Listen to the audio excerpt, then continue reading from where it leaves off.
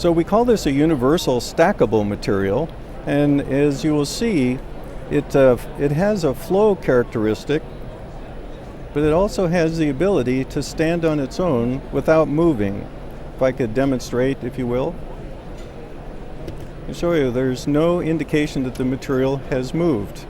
But yet at the same time, you can take this material and easily manipulate it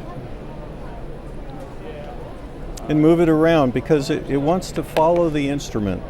So whatever the clinician is trying to do in terms of forming a good contact in a nice matrix or something like that, can actually just paint right to the contact area and or to the floor of the preparation, up to the axial walls with complete control without creating air bubbles.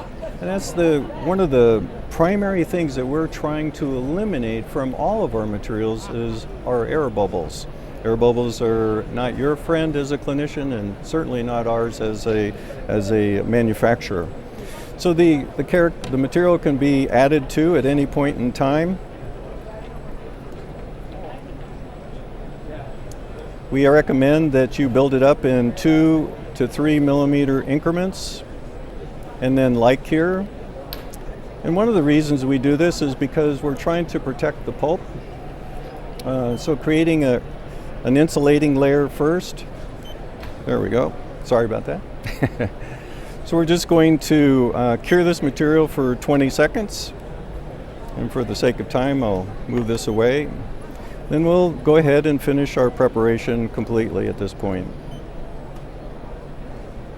Obviously we're not working with the matrix here, but again, it shows the complete control that you have with the material.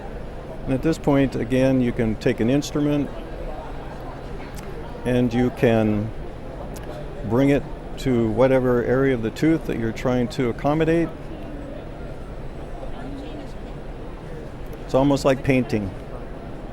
And so typically a dentist could use a stamp technique to create the occlusal form, or they could use overbuild and cut back with rotary instruments, or you can actually start to manipulate the material to create that central groove easily with just pulling the material how you wish to have it, like that.